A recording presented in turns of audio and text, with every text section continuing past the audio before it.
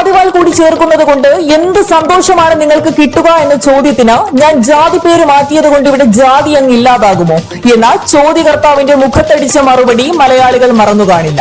നിങ്ങൾക്ക് ജാതി സംഘടനകളില്ലേ? മതത്തിന്റെ പേരിൽ രാഷ്ട്രീയമില്ലേ? പ്രാദേശിക രാഷ്ട്രീയ പാർട്ടികളില്ലേ?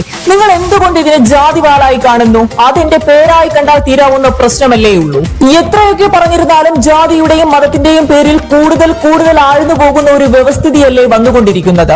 ജാതി മത സംവരണങ്ങളും ജാതി മതത്തിൽ അധിഷ്ഠിതമായ ഒരു സമൂഹത്തിലും കഴിയുന്നിടത്തോളം കാലം എന്റെ പേരിന്റെ വാലാണ് നിങ്ങളുടെ പ്രശ്നമെങ്കിൽ അത് നിങ്ങളുടെ മാത്രം പ്രശ്നമാണ്. ഒരു സിനിമയിലെ നെടുനീളൻ ഡയലോഗാണ് ഇതെന്ന് വിചാരിച്ചുവെങ്കിൽ തെറ്റി. മലയാള സിനിമയുടെ സകല കലാവല്ലഭൻ, വളരെ ശക്തമായ തിരക്കഥകളും മാസ് പഞ്ച് ഡയലോഗുകളും കൊണ്ട് സമ്പന്നമായ ചിത്രങ്ങൾ ഒരുക്കുന്നതിൽ സ്പെഷ്യലിസ്റ്റായ മലയാളികളുടെ സ്വന്തം രഞ്ജി പണിക്കർ.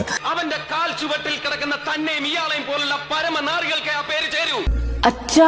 വിങ്ങും നെഞ്ചുടുക്കിൽ അദ്ദേഹത്തിന്റെ മലയാളികൾ കേട്ട് കൈയടിച്ച ഒരു ഇന്റർവ്യൂ. അതിൽ അദ്ദേഹം പറഞ്ഞ വാക്കുകളാണിത്. അദ്ദേഹത്തിന്റെ ഈ വാക്കുകളോട് യോജിപ്പും വിയോജിപ്പും ഉള്ളവർ ഉണ്ടാകാം. എന്നാൽ രഞ്ജി പണിക്കർ എന്ന കലാകാരനോട് വിയോജിപ്പുള്ള മലയാളികൾ ഇല്ലെന്ന് തന്നെ പറയേണ്ടി വരും. വിശേഷങ്ങൾ മാത്രമല്ല, അദ്ദേഹത്തെ അറിയുന്ന, ഇഷ്ടപ്പെടുന്ന നമ്മൾ തീർച്ചയായും അദ്ദേഹത്തിന്റെ വീടും കാഴ്ചകളും അറിഞ്ഞിരിക്കേണ്ടതല്ലേ? അപ്പോൾ ഇന്നത്തെ നമ്മുടെ യാത്ര നമ്മുടെ സ്വന്തം രഞ്ജി പണിക്കരുടെ വീട്ടിലേക്ക് തന്നെയാണ്. അപ്പോൾ പോകുന്ന വഴിയും എത്തേണ്ട സ്ഥലവും നമ്മൾ കൃത്യമായി അറിഞ്ഞിരിക്കണം. പറയുന്നു, Ernakulam Elamkulam metro station. Metro സ്റ്റേഷനിൽ നിന്ന് മുന്നിലേക്ക് Thampan Thomas foundation socialism and empowerment office.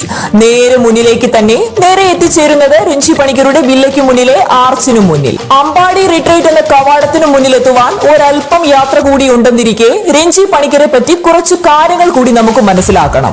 1990-ൽ doctor Pashupati എന്ന കോമഡി പ്രമേയമാക്കിയ സൂപ്പർ ഹിറ്റ് സിനിമയുടെ തിരക്കഥ ഒരുക്കി സിനിമയിലേക്ക് കടന്നു വന്ന രഞ്ജി പണിക്കർ പിന്നീട് തലസ്ഥാനം, ഏകലവ്യൻ, കമ്മീഷണർ, ദി കിങ്, ലേലം, പത്രം എന്നിങ്ങനെ ബോക്സ് ഓഫീസിൽ വലിയ ചലനമുണ്ടാക്കിയ സൂപ്പർ ഹിറ്റ് ആക്ഷൻ ചിത്രങ്ങളുടെ രചയിതാവായി മാറി. ഓം ശാന്തി ഓശാന എന്ന സിനിമയിലൂടെ ക്യാമറയ്ക്ക് മുന്നിലേക്ക് ഒരു മുഴുനീള വേഷത്തിലെത്തിയ രഞ്ജി പണിക്കർ പിന്നീട് നാളിതുവരെ ഒരു പിടി മികച്ച സിനിമകളുടെ ഭാഗമായി കഴിഞ്ഞിരിക്കുന്നു. 2012-ലാണ് രഞ്ജി പണിക്കർ ഒടുവിലായി എഴുതിയ തിരക്കഥ സിനിമയായത്. ഒരു തിരക്കഥാകൃത്തിന്റേതായ എല്ലാ വാക്ചാതുര്യത്തോടുകൂടിയും ഓരോ ഇന്റർവ്യൂസിലും രഞ്ജി പണിക്കർ സംസാരിക്കുന്ന വസ്തുതകൾ മലയാളികൾ ഒന്നടങ്കം ഏറ്റെടുത്ത് വലിയ ചർച്ചകൾക്കും വേണ്ടി വന്നാൽ വിവാദങ്ങൾക്ക് പോലും വഴിയൊരുക്കാറുണ്ട്. വിവാദങ്ങളും ചൂടേറിയ ചർച്ചകളും അവസാനിക്കുന്നതിന് മുൻപ് തന്നെ നമ്മൾ എത്തിയിരിക്കുന്നു രഞ്ജി പണിക്കരുടെ വില്ലയ്ക്ക് മുന്നിലെ വലിയ കവാടത്തിനു മുന്നിൽ, അമ്പാടി റിട്രീറ്റ്.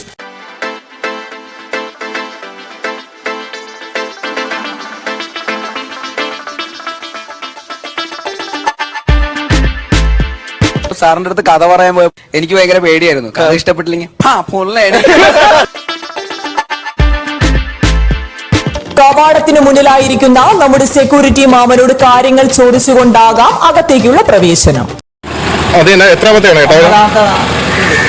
സാറിനെ കാണാറുണ്ടായിരുന്നോ? ആളെങ്ങനെയാ? കുഴപ്പമൊന്നുമില്ല. ഓക്കെ, നമ്പർ എത്രയാണെന്ന് പറഞ്ഞേ? 9 നമ്പർ.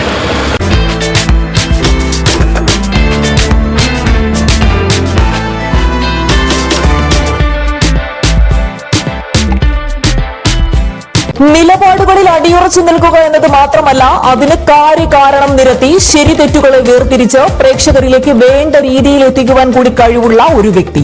ആവശ്യത്തിൽ കൂടുതൽ എഴുത്തും വായനയുമുള്ള ഒരു വ്യക്തി എന്ന നിലയിൽ നമ്മൾ ജീവിക്കുന്ന നമ്മുടെ ചുറ്റുപാടുകളെ പറ്റി ഒരിക്കൽ ഇങ്ങനെ പറഞ്ഞിരുന്നു: ഇന്ത്യ എന്ന നമ്മുടെ രാജ്യത്തിന്റെ മൊത്തം രാഷ്ട്രീയ വ്യവസ്ഥ ജാതിയിലാണ്. ഏതു മതക്കാർ എവിടെ കൂടുതലുണ്ട് എന്ന് നോക്കിയിട്ട് തന്നെയാണ് ഇലക്ഷന് ഹിന്ദുവാണോ ക്രിസ്ത്യാനിയാണോ മുസ്ലിമാണോ നിൽക്കുക എന്ന് തീരുമാനിക്കുന്നത്. ഇങ്ങനെ എല്ലാ പുരോഗമന രാഷ്ട്രീയ പ്രസ്ഥാനങ്ങളും നാണമില്ലാതെ തീരുമാനിക്കുന്ന ഒരു വ്യവസ്ഥയിലല്ലേ നമ്മൾ ജീവിക്കുന്നത്. അങ്ങനെ കവാടത്തിനുള്ളിലൂടെ അകത്തേക്ക് കയറി നമ്മൾ നമ്മുടെ സ്വന്തം രഞ്ജി പണിക്കരുടെ വീടിന് മുന്നിൽ എത്തിയിരിക്കുകയാണ്.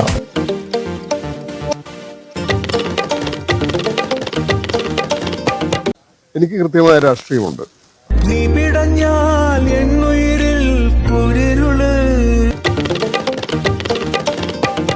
നമ്മൾ വിശ്വസിക്കുന്ന പ്രസ്ഥാനത്തിലെ തെറ്റുകൾ പോലും നമുക്ക് വലിയ ശരിയാകുമ്പോൾ ആ ശരികൾ നമുക്ക് തന്നെ തിരിച്ചടിയാകും എന്ന് പഠിച്ചാൽ മതി എന്ന വലിയ സന്ദേശം നൽകിയ ആ മനുഷ്യന്റെ വീടിന്റെ കാഴ്ചകൾക്കൊപ്പം ഇതുകൂടി കേൾക്കുക. 1960 സെപ്റ്റംബർ 23 ജനിച്ച നമ്മുടെ രഞ്ജി പണിക്കർ പ്രാഥമിക വിദ്യാഭ്യാസത്തിന് ശേഷം ആലപ്പുഴ SD കോളേജിൽ നിന്ന് കൊമേഴ്സിൽ ബിരുദവും, തിരുവനന്തപുരം പ്രസ് ക്ലബിൽ നിന്ന് ജേർണലിസത്തിൽ ബിരുദവും, കാര്യവട്ടം കേരള യൂണിവേഴ്സിറ്റി കോളേജിൽ നിന്ന് ജേർണലിസത്തിൽ മാസ്റ്റർ ബിരുദവും നേടുന്നു.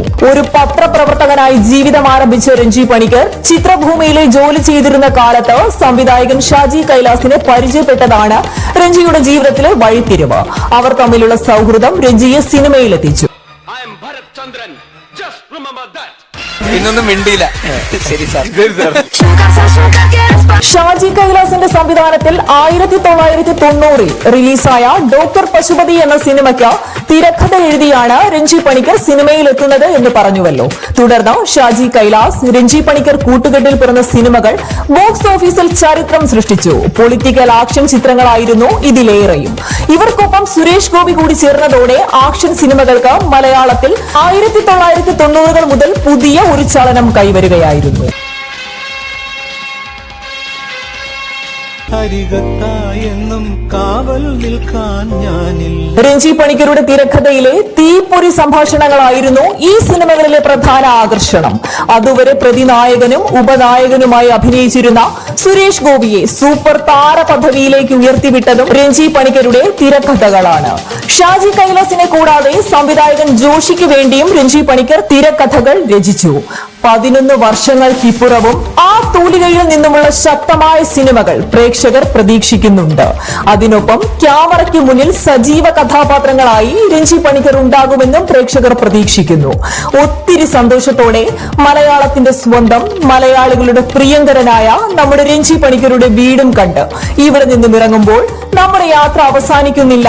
രാഷ്ട്രീയത്തിലെ സജീവ സാന്നിധ്യം, കാര്യങ്ങൾ നിഷ്പ്രയാസം കൈകാര്യം ചെയ്ത് മുന്നോട്ട് പോകുവാൻ കഴിവുണ്ടെന്ന് മലയാളികൾക്ക് കാണിച്ചു കൊടുത്ത രാഷ്ട്രീയ നേതാവ് ശ്രീ വെള്ളാപ്പള്ളി നടേശൻ.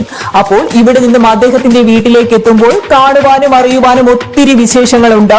അപ്പോൾ നമ്മുടെ ചാനൽ സബ്സ്ക്രൈബ് ചെയ്തിട്ടില്ല എങ്കിൽ ചെയ്യാൻ മറക്കേണ്ട.